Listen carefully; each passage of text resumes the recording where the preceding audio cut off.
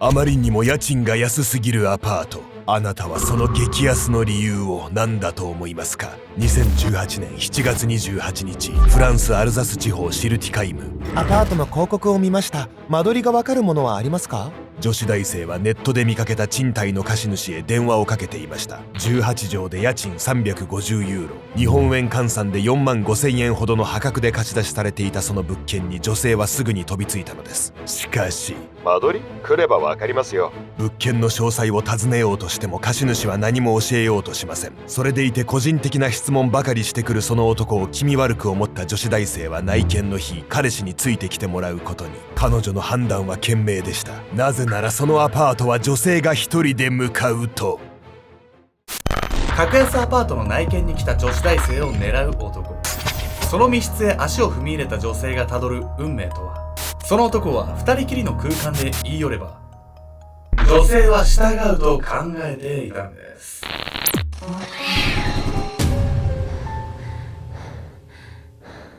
おざすけんちゃんです。いやみやみこです。というわけでやみこさん、あ、ついに僕明日ですわ。明日 ICL の手術が。ICL っていうのはレーシックの後に出た新しいね目の手術なんですけど、簡単に言うとレーシックはなんか網膜か角膜かわかんないけどなんか削る。ICL は水晶体かなんかにレンズを入れるんで、後戻りができるんですよ。レンズ取ったりとか。そういうことね。レーシックよりはリスクは少ないと言われているんですけど、まあ目にメスを入れるわけだからね、怖いわよ。まあそれでコンタクトをねしなくていいんで、もう僕今日最後のコンタクトだと思ってるんですけど、大丈夫、ちょっと最後の見納めしとかなくていい？いやほんとそうよ。俺ちょっと怖いのよ。子供みたいなこと言っちゃうんですけど、今日はたっぷり見て帰ってって。そう、感染症とかねいろいろ気をつけながらね手術後は過ごさないといけないんで、半日入院するんですよ。安静にしてってください。なのでないと思うんですけど、もしねちょっと僕の目がね見えなくなったら皆さんが僕の目になってください。今回はフランスで起きた非常に恐ろしい事件をご紹介します。質問なんですが、若くてねお金がない時にめちゃくちゃ安いアパートがねあったら、エミコさん住むの検討します？もう全然検討すると思う。激安って聞くとね、事故物件かもって思って想像しちゃうけど、まあお金が貯まるまでの辛抱かしらねと思って住むと思うわよ。まあ男女差はあるかもしれないんですけど、若い頃は特にねちょっとお金優先で意思決定するっていうのはまああるとは思うんです。今回の被害者も同じような思いで賃貸アパートを借りようとしていたんです。悪魔の賃貸アパート。2018年9月7日、フランスアルザス地方シルティカイム。朝8時頃、郊外のその町へ一人の女性が訪れました。路面電車に乗ってやってきた彼女の名はソフィー・ルタン。黒髪に黒い瞳。フランスの町では珍しく小柄なソフィーはベトナムからの移民でした。ストラスブール大学に通っていた彼女は学生寮を出たいと思い、この辺りで安い賃貸アパートを探していたのです。そこで目に飛び込んできたのが18畳の広さで日本円にして家賃4万5千円ほどの破格の物件。個人売買サイトに掲載されていたもので、部屋の写真もなく住所も大まかな地域が記されているだけ。少し怪しくも感じましたが、学費と生活費をバイトで工面しているソフィーとしては背に腹は変えられず、内見に行くことにしたのです。そしてこの日は彼女の誕生日でもありました。友人から届いていたおめでとうのメッセージに街を歩く自分の自撮りで返信をするソフィー。明るい性格の彼女らしいやり取りを楽しみながら、ソフィーは物件の貸主との約束の場所へ向かっていました。そして指定の場所へ到着したソフィーは貸主と連絡を取りつつ、ペルル通り一番地のアパートへ。エントランスで出くわし気を利かせてドアを開けてくれた住人の女性にソフィーは屈託のない笑顔でお礼を言います。ありがとうございます。その笑顔が彼女の最後の姿になろうなどとは女性は思いもしなかったでしょう。その日の午後からソフィーは家族と誕生日祝いをする約束をしていました。しかし彼女は家族の前に姿を現さず、連絡もつながらなくなってしまいます。ソフィーはフランス語を話せない両親に代わり、行政手続きなどの生活面の面倒事を全て引き受けていた家族思いの女性。安いアパートを探していたのも家族に迷惑をかけず、自分だけで家賃をどうにかしようという責任感からでした。彼女が何も言わずに約束を破るはずがなく、家族としては何か良くないことがあったとしか思えなかったのです。これアパートの貸主がやばいやつだったってことよね。まあ、実はね、ソフィーの前にも内見に来ていた女性がいて、その際のねその男の振る舞いからやばいやつだってことは分かっていたのです。2018年7月、ネットに掲載されていた月350ユーロのアパートの広告に惹かれ、ある女子大生が貸主に電話をかけた。そして貸主と話すうち、女子大生はすぐに違和感を覚えた。何年生？どこの学部？サークルは？賃貸契約に直接関係のない個人的な質問ばかりを繰り返す貸主。声のトーンも冷たく、女子大生はその男を不気味に思った。さらに肝心のアパートの詳細については来ればわかりますの一点張り。都合の悪いことを隠すかのような男の態度を不審に思った女子大生は彼氏と一緒に内見に向かうことにした。すると、あれ繋がらない。内見当日、彼氏と一緒に約束の場所へ着いた女子大生は何度も電話をかけメッセージを送ったが、貸主からは何の応答もない。怪訝な表情で首をかしげる彼女は一切気づいていなかった。真上のアパート6階から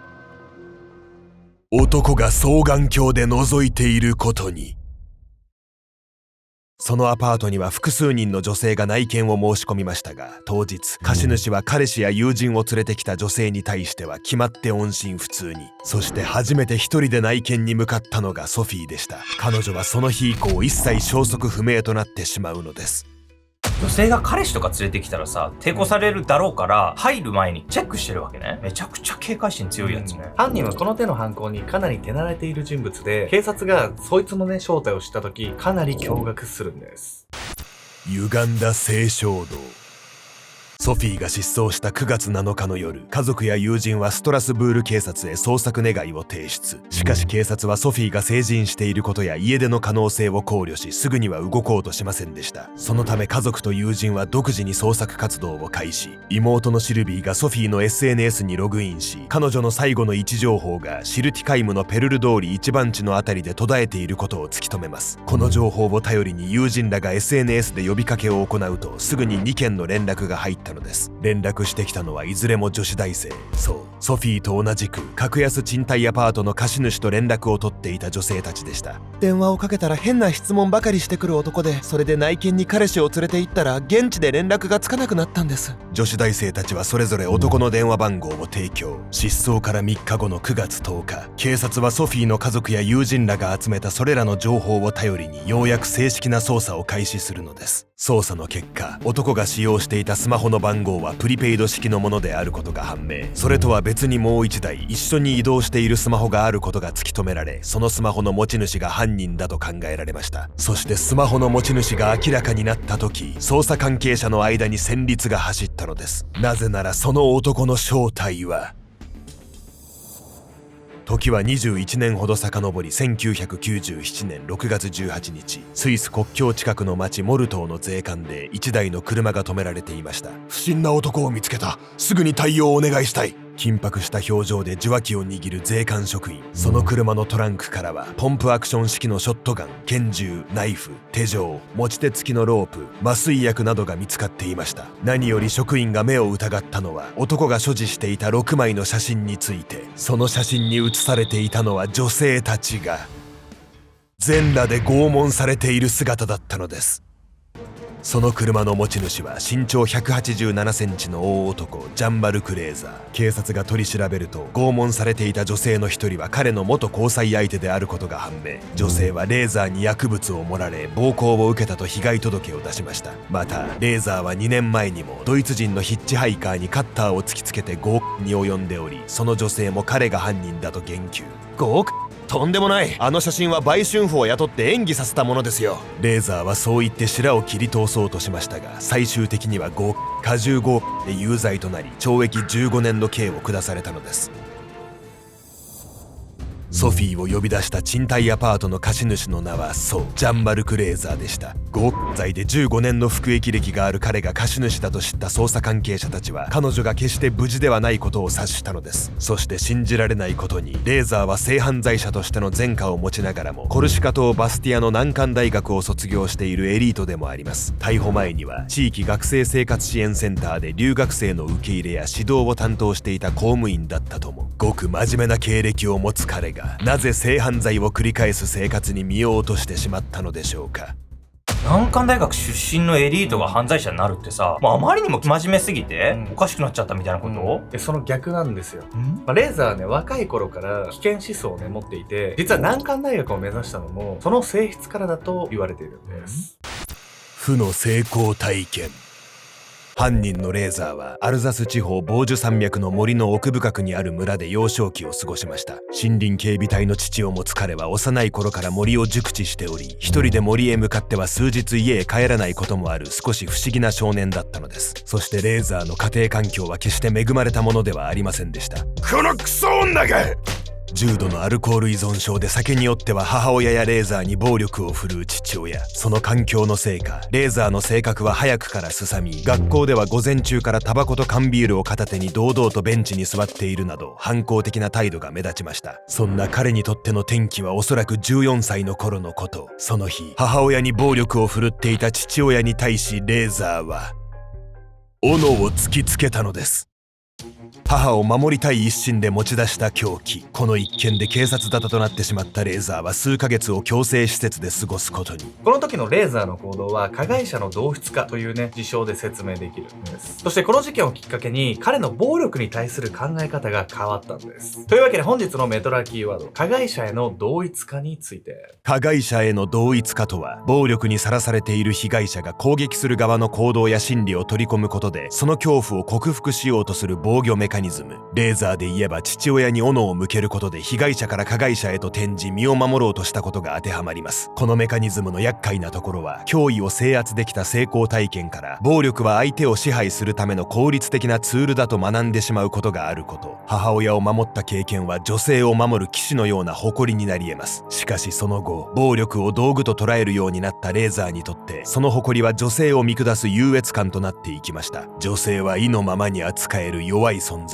そうした女性蔑視の心理がこの後の犯行につながったと考えられるのです。紆余曲折あったものの、レーザーはフランスにおける中学校卒業レベルの修了資格を得た後、地元の郵便局員に。そして驚かされるのは、ここから彼が働きながら夜間コースで勉強し、コルシカ島バスティアの難関地域行政学院へ合格したこと。法学と行政学を学んだ彼は卒業後、地域学生生活支援センターへ勤務。授業さえろくに受けていなかった中学時代と見違えるようなエリートの道を人一倍の努力で掴み取ったのです。ただし、いくら社会的に成功したとしても、レーザーの支配欲や女性蔑視がなくなるわけではありません。元交際相手によれば、彼は女性から拒絶されることに極度の不快感を示し、別れ話を切り出した際には木に縛り付けられ、散々に暴行を加えられたとも。精神鑑定を行った医師曰く、レーザーは自己愛性パーソナリティ障害を患っていました。難関大学を目指したのも、自分は優れていると誇示し、他人を蔑むことを好むその人格障害ゆえだったのかもしれません。また、